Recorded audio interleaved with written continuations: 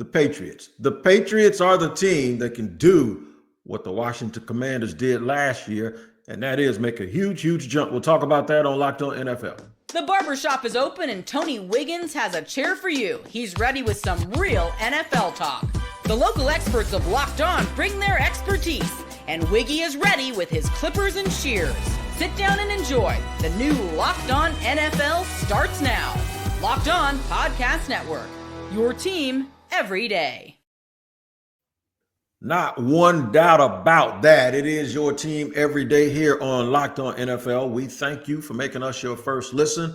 And man, it is Tuesday. That means Tony Wiggins, your daily host, is here along with the Tuesday co-host, my man riding shotgun, Kevin Ostracker from Locked On Ravens, Locked On NFL Squads, and all of that stuff.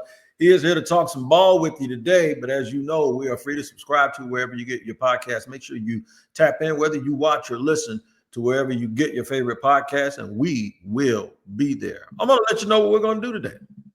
We're going to talk about Beltway Outlook. When I say Beltway, everybody knows I'm talking about 495 that surrounds the DMV. But then if you go up Suitland Parkway, you extend that out a little bit. And then you run into Baltimore, Washington and Baltimore, two teams in the same vicinity with a lot of excitement. We'll get to them. One game away. Those Ravens, along with the Packers and the Rams, are teams. We might want to put Detroit in there too, but I'll give them a little bit of a mulligan because of injuries. But these are teams that have to add one more thing to their recipe in order to win that one more game to get to the next level. We'll discuss that. But let's start at the top and why I believe the New England Patriots are set up to win this year. KO has a lot to do with Drake May. Go ahead. Let me hear it. What do you think about him before we even get started and listen to Nick Cattles? Yeah, I mean, I think the Patriots have done a lot of improving this offseason where we saw the potential that Drake May has. We saw the ability for him to go out there and perform. And this was just as a rookie with really not a ton to work with. I think for the Patriots, going out and adding a guy like Stefon Diggs, who you hope can bounce back from the ACL injury, and the draft that they had, protecting him with Will Campbell. They spend big money on the defensive side of the ball. It just feels like this is what teams should do with quarterbacks on rookie contracts, is they spend and spend and spend. Because if all goes well for New England, ideally Drake May is going to be getting one heck of a contract in a couple of years. So this is the window that you need to maximize the roster around him. I always like when teams with rookie contract quarterbacks do this, is don't just kind of say, oh, hey, we have a quarterback on a cheap deal. Let's just try to fill in the margins. No, let's go for it. Let's go and see what we can do here. Plus, I think there's an opportunity even within their division. Buffalo is obviously the team to beat in that division right now, but the rest of that division is not looking super scary. I think it's pretty wide open, if we're being honest, outside of Buffalo. Yeah, we're going to peel all of those layers back because you just made some substantially great points, as always. Let's listen to Nick Cattles, though, talk about the excitement of a young quarterback in his second year. In 2024, we saw flashes from Drake May, those flashes that made us believe that he was going to be one day a franchise quarterback. And the most important aspect of the 2025 season is Drake May's progression from year one to year two, through year two, heading towards year three. That is the most important aspect of the upcoming season. We could talk about a lot of different things offensively and defensively, but it begins with Drake May. If he shows development, if he shows improvement, that's what you walk away from 2025 thinking that your guy at the most pivotal position in the league is ready for more. All right, so a lot of people look at a quarterback's second year as like, okay, now we take the training wheels off. I disagree with that. I think the training wheels come off in minicamp of his rookie year, and I think what happens is his rookie year, you stand there and watch him while he rides his bike. You know what happens his second year? You let him take his bike outside by himself, and you ain't got to go out there all the time because he knows what to do. That's the difference to me. I also believe that something that they did in the draft last year by taking Jaylen Poku, I wasn't really a big fan of. And then they also were able to get Javon Baker from UCF, who I was a big fan of. They're going to need them to step up in year two. Brian Thomas Jr. and McMillan and Neighbors, those receivers took off in their first year. It doesn't quite happen for everybody that way. We can't write these second-year wide receivers off. But when you add Stefon Diggs, you add offensive line protection, you do well on defense. And we haven't even mentioned the big thing I want to talk about, Kevin, is Mike Vrabel. Vrabel has a lot of credibility when it comes to what to do to get yourself ready for game day and then what to do on game day. Yeah, and it feels like a lot of people there in New England are bought into Vrabel and his messaging so far. Obviously, he's someone that has a lot of respect in that building and, is one of the instrumental parts of those teams back in the 2000s of, being a staple of that defense. And so him obviously having the career that he did in New England and then being able to get the head coaching experience at Tennessee or in Tennessee, it's all going to, I think, come together for them pretty nicely here to the point where do I think they win the AFC East? I mean, I still think Buffalo's going to be that team. Absolutely. But at the end of the day, you have 3 wild card spots, a lot of talented teams in the AFC too. It's not going to be easy for them. No. But if Drake May takes that second-year leap, if those wide receivers you mentioned take that second-year leap, if a lot of these guys that they signed on defense, offense, they can come in and make a big impact, I wouldn't be shocked if New England is that team that we see kind of be that surprise jump team to a lot of people, and not just like hey, they went from winning, it was only last year 4 games to 6 games. I'd say, hey, maybe we could see a 4-game to maybe even above 500. Like we could maybe see that happen. Because I think the Jets are going to be improved. They just might not show up on paper, if that makes sense a little bit, because they're also flipping the script on what they're doing organizationally with the coaching staff, getting everything lined up. Miami is the one, though. They're under a lot of pressure to win. And while they have skilled players and some other really, really good players throughout their defense, they haven't been able to stay healthy. And then they just haven't been big and physical enough. And I don't think you can change that in just one draft by drafting big and physical people. It has to be sort of a mindset. And I pretty much think Miami might be the team that is headed the other way, while the Jets are trying to go back the other way. So it's going to take a little while. Patriots have a real good shot, man. I'm telling you, they got a good shot, mainly because of Vrabel and the fact that quarterback, he showed last year, even in an ugly season, he showed that he is the goods, and I think sometimes that's possible to do. All right, there's a few teams that I believe are 1 game away. We're going to talk about them and see what their offseason assessment is and give a little bit of a preview to see if some playoff-type teams can make that next step, namely the Packers, the Ravens, and, of course, the Rams, who I think are a little bit of a sleeper to knock off the Philadelphia Eagles. We'll talk about that and more here in just a second on Locked On NFL.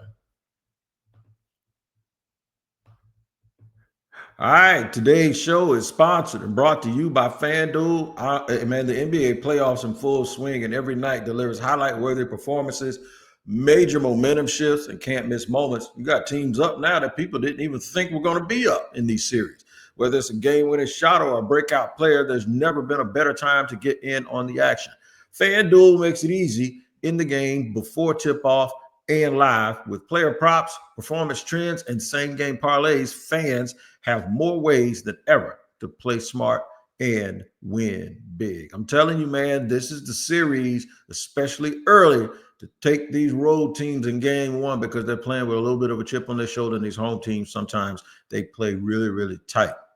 New to FanDuel, it's the perfect time to sign up. Head to FanDuel.com and place your first bet for $5. Place your first $5 bet. If that bet wins, you'll get $200 in bonus bets. That is not a joke. It is the truth. Make every moment more with FanDuel, an official sports betting partner of the NBA. Kicking it around here on Locked On NFL with my guy, Kevin Striker. There's a few teams that are 1 win away. You know what? We're going to leave the Ravens. We're going to get to the Ravens third. We're going to put them last because that's the team.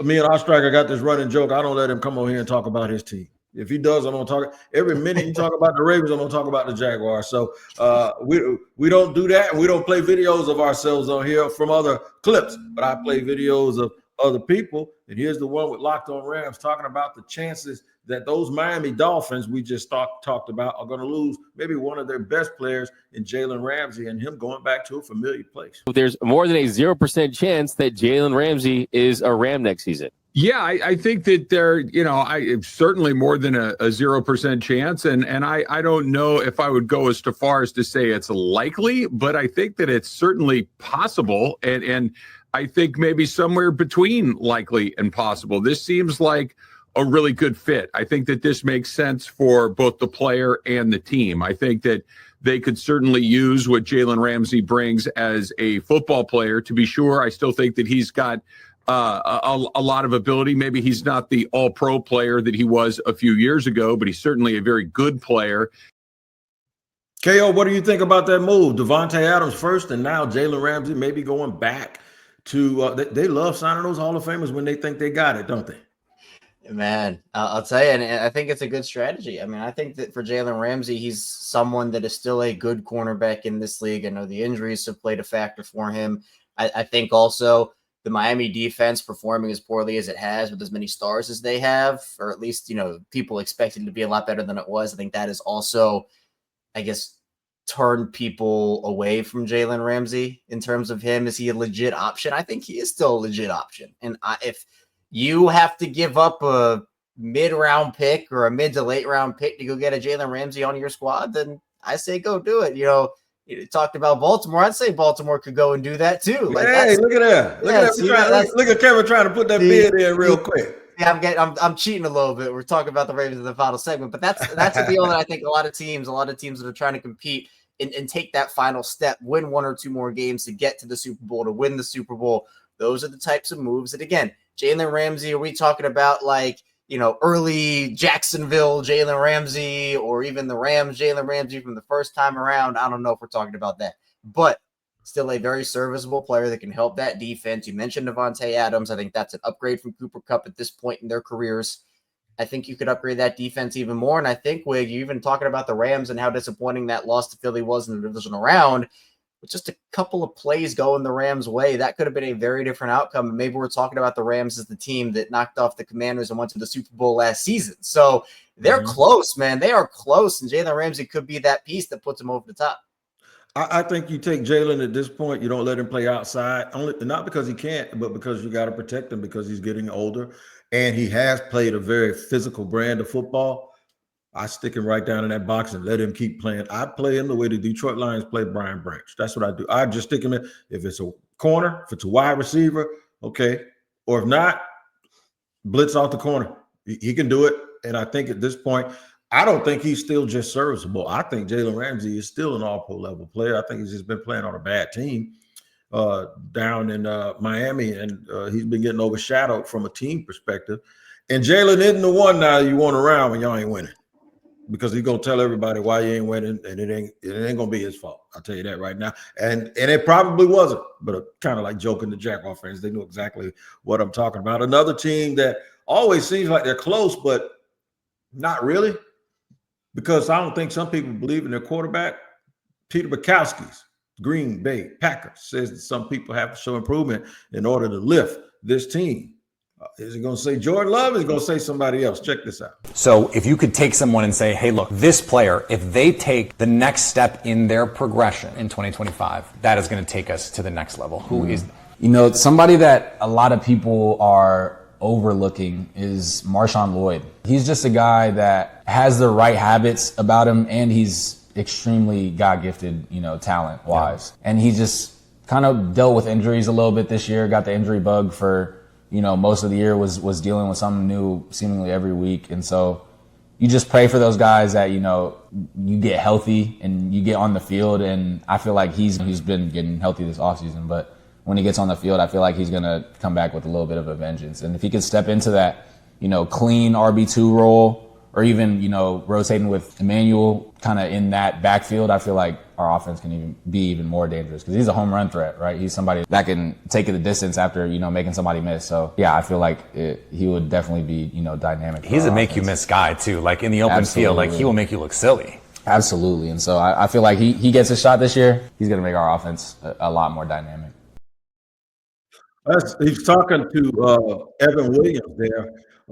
Is our own Peter Bukowski holding it down. I was just sitting there waiting for somebody to say Jordan Love needs to be the one to take that next step. That's who needs to take that next step. What I give Jordan Love a little bit of a hard time. The stats say he's better. I think the receivers need to stay healthy. They can't keep number 9 healthy to save their life up there watching. So, what do you think about the Packers' chances, man? Is this just more of us sitting around waiting on them to be as great as they look sometimes? Yeah, I mean, I think to me, Jordan Love is the big wild card here. And you can say that for a lot of teams and their young quarterbacks. It's not exclusive to Green Bay. But, you mentioned the wide receiver spot, and I just don't think he's had a lot to work with, if we're being honest, in terms of like that vet number 1 guy. They have a lot of talented young guys. You can talk about Christian Watson or Romeo Dobbs, Jaden Reed. They have a lot of good. And they added to that first rookie wide receiver in the first round since 2003 or whatever it was, some crazy year, 23 plus years. Maybe it was even 2000. I can't remember, but the first time in 20 plus years, the Packers took a wide receiver. They're golden, right? They got golden. Yeah, they got golden. And so they are adding weapons for Jordan Love. I know that some people would like to see them add that like veteran. I know that there were a lot of people who would like to see Devontae Adams go back to Green Bay. But I think to me, this just comes down to Jordan Love. I mean, it is what it is. For me, I think that he has a ton of potential, but, we've seen some of the mistakes over the course of his first couple of years. Not to say he hasn't been a good quarterback. I'm definitely not trying to say that. But, there are a lot of teams, even in just their own division, that they need to fend off, like a Detroit. Obviously, Minnesota, I think, got better. They're a team best to rely on a young quarterback as well. And the Bears, you're right. Like, can Caleb Williams take a jump? So I think right now, Jordan Love, there's conversation about him and Jared Goff. Well, that whole division is going to be, I think, one of the best in football this season.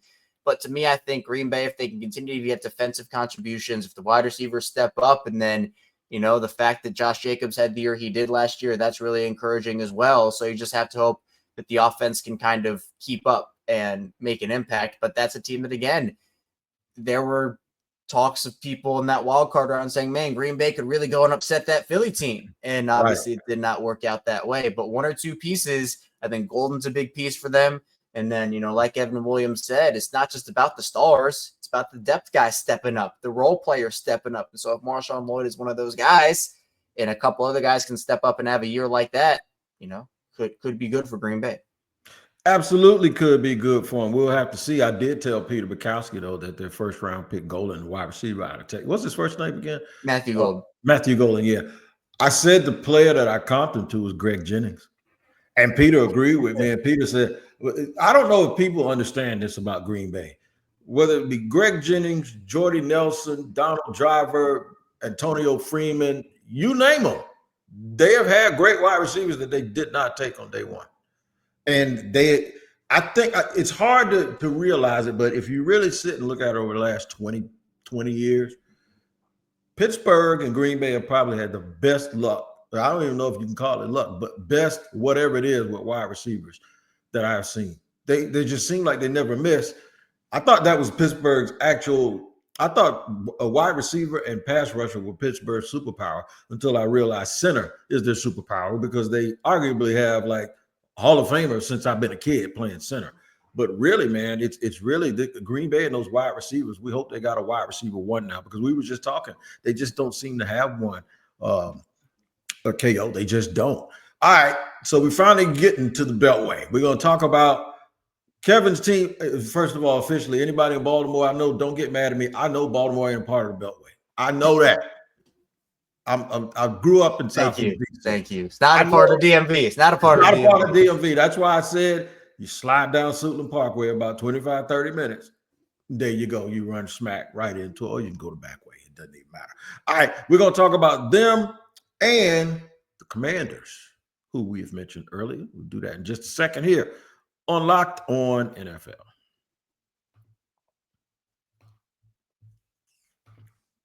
Today's show is sponsored, brought to you by Skylight Calendar. Look, man, y'all need to say goodbye to sticky notes. Yeah, I got some sitting right here and all of that stuff, and scribbled plans on the fridge and overlapping calendar invites. The Skylight Calendar is here to bring clarity to the chaos and help families stay organized without stress. This sleek digital display syncs with your existing calendars, Google, Apple, Outlook, and more, making it simple to track appointments, practices, dinners, and reminders, all in one easy and safe place. You're juggling things like me. For a long time, I had 3 jobs, 5 kids, and 2 businesses. That's a lot. So what you really need to do is have something available to you right on hand that can help you stay organized. Right now, Skylight is offering our listeners $30 off their 15-inch calendars by going to skylightcal.com/NFL. Go to skylightcal.com/NFL for $30 off your 15-inch calendar. That's Skylight. I'll spell it SKYLIGHTCAL.com/NFL. All right, we're going to finish up here on Locked On NFL with Kevin Ostracker talking about the team in the Beltway and then 35 minutes away. That's the way I describe it. So I don't start a fight between anybody. You know, that's what it is, man. My man David Harrison works super, super hard. A lot of good mojo coming out of Washington. It just came off of a period that is one of the worst I've ever seen in sports. I think the New York Islanders probably had one back in the day, and there have been some other bad ones, maybe with the Clippers, but this little run Daniel Snyder had at Washington on ended, and boy, did it end with a bang. They went to the NFC Championship game, and they're getting some new digs in an old place. And they're going to get the NFL draft in 2027. Check out David Harrison. Talk about all this good stuff going on in Washington because of what happened on the field. So it's great news for Commanders fans as the team returns to relevancy on the field. Now you can celebrate having a franchise quarterback, celebrate having a team that just made it to the NFC Championship game, 2 straight drafts where you really seem to have gotten true blue Commanders that fit what this team is trying to do. A head coach in Dan Quinn who's got the messaging of the franchise, got the culture of the franchise firmly in grip. A lot of things to celebrate. And by the time this team opens up their new home, hopefully they'll be bringing a nice brand new Lombardi to come back with the 3 that they earned, the franchise earned at RFK Stadium while they called RFK Stadium home, back with it and bring a little bit of this part of the history, what's about to become history with the older history, back to the new site. A lot of excitement in DC, Kevin. Yeah, it's a fun time to be a Commanders fan right now. I mean, you make the run to the NFC Championship last year, and then you continue adding, right? That's what we've been talking about this whole show. Teams adding to their roster. And I think them getting Deebo Samuel, them getting Laramie Tunsil, adding Josh Connerly. I mean, you're protecting your second-year quarterback in Jaden Daniels. You're continuing to get him weapons on the defensive side of the ball. I think that's where a lot of people were looking for them to hopefully improve. They've got pieces there as well that I think can make impacts, but it's just going to be for them. Philly's that top dog in that division, right? Everybody sees Philly. Everybody sees the roster they've built. Everybody sees them go out there and get steals in the draft every single year. That's the team that you are trying to beat. Now, at this point, Jaden Daniels, if he can take a leap in his second year, well, his first year was incredible. So what does a second year look like for him? Is that like a 2018 to 2019 Lamar Jackson for a little Ravens preview we'll get to in a couple minutes about like, hey, people are wondering what Lamar, and it's a little different, I think. Like, it's a little apples to oranges, but at the same time, you know, everybody was wondering what's that leap going to look like for Lamar in his second season. And then he dominates. The Ravens go 14-2. The Ravens coming out of nowhere. Lamar wins the MVP. It was unanimous. Could Jaden Daniels have a leap like that, especially when you are adding Deebo to Terry McLaurin? You are adding 2 awesome offensive linemen to protect Jaden Daniels. And, of course, you still have that backfield of Brian Robinson, Austin Eckler, et cetera, that can do stuff for you too. So it's about teams getting their young quarterbacks help. Talked about it with Drake May. Talk about it with Jordan Love. A lot of these young guys. Well, I think the Commanders did a pretty good job doing that for Jaden Daniels here in year 2. Good thing y'all ain't bad up in Baltimore because there'd be a lot to be jealous about. Like, I couldn't imagine before the Raiders went to Las Vegas being in Oakland and Oakland stinking and the 49ers going to the Super Bowl and being good right there in Palo Alto. I couldn't imagine having 2 teams in LA and both of them are good and one of them are bad. I can't imagine being the Jets. I'll leave that there because they have the Giants who share the same building. It's like Baltimore has taken over that geographical news area. Like, if you live in Washington, you get Baltimore and Washington news channels. So you see that if you're a Washington fan, you hate it. It's the closest thing you're going to get to college football. So I'll tell you this right now, man. I think the Ravens have a pretty good, decent shot. And it's because they're uncertainty at Pittsburgh. quarterback. I got to look around first before I look at Baltimore. Cincinnati, still trying to figure it out on defense, right? Cleveland. There you go. All right, there it is. So the Ravens, what do we have to do this year for – I can't say Lamar has to play better because the dude should have won 3 straight MVPs. So I can't say that. What do we have to do? What do we have to do, Doc? Well, I just think it's execution in the biggest moments. You know, I don't think it's a talent issue with this team.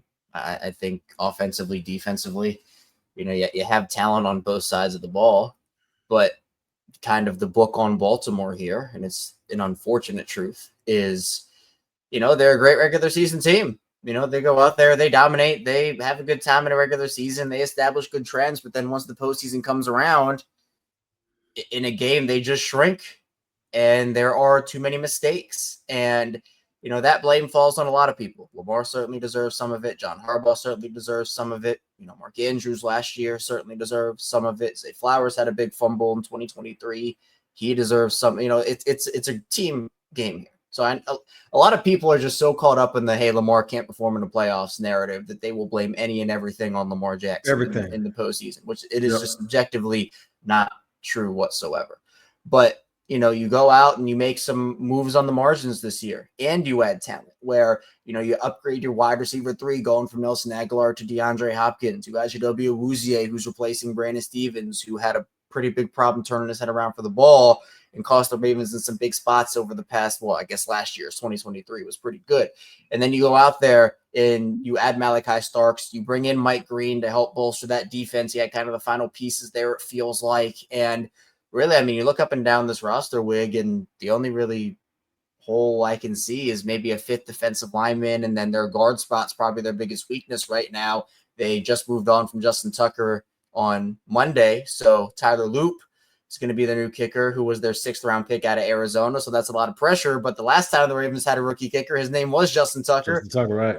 Win the Super Bowl his rookie year. So at least there's some history behind it. But to me, I just think, you know, it's not about Baltimore and say, oh, hey, well, their offense has to improve or their defense has to improve. I mean, we saw them struggle in the first half last season on defense in the secondary. They had to make some pretty big changes, and it worked for them. You just need to be able to perform in the biggest moments, because it feels like this team has blown 3 really good chances to win a Super Bowl in 2019, 2023, and 2024. And, you know, it's crazy to even say this, Wig, but Lamar Jackson after next season is going to be 30 years old. Yeah, man. It just, that seemed like that came fast, right? I'm trying to, one of the things that Levi Stadium in Santa Clara, we were just talking about the 49ers. That's where the Super Bowl is this year. And one of the things that I think would be so fun is for Baltimore, and this comes on the heels of this. I thought last year I could not wait to see Baltimore and Philly in the Super Bowl because of Jalen Hurts and Lamar and Derrick Henry versus Saquon. And I'm like, ooh, it's just so many stories, and it didn't happen. So I'm looking at fun Super Bowls this year. If Washington and Baltimore go to the Super Bowl, this past year I was in Washington for the Super Bowl. I will be going back to why I probably won't go to San Francisco, but I will be going back to why that area is going to be ridiculous with fun and with the anticipation for that game. But I agree with you. I do think that one of the biggest things, if you go back to the NFC Championship game, there's a lot of short area stuff right across that shallow, and a lot of stuff that James Cook was eating on, that now that Kyle Hamilton has Malachi Starks to roam the back end, Hamilton can come back up in that box and shut some of that foolishness down, man. And I think that'll help them out a whole bunch. You know, at least that's my assessment of them defensively. All right, man, you want to know more about the rosters from around the National Football League? All you got to do is tap in to Locked On NFL Scouting with Kyle Krabs and Joe Marino. They will tell you about everything that's going on around. And it's really, really useful, too, when you start thinking about how you're going to build your little fantasy teams for the year, or just have information and knowledge of just knowing more about your team as these teams take 90-some-odd guys to camp. You need to focus on all of them. You need to let Marino and Krabs do that for you. All right, man, make sure you tap in to Kevin Ostrach over on Locked On Ravens, me, Locked On Jaguars, and here every single day, but Locked On NFL, the AM show with Tyler Rowland is first, and then I'll be here in the barbershop after that. We'll see you next time here on Locked On NFL.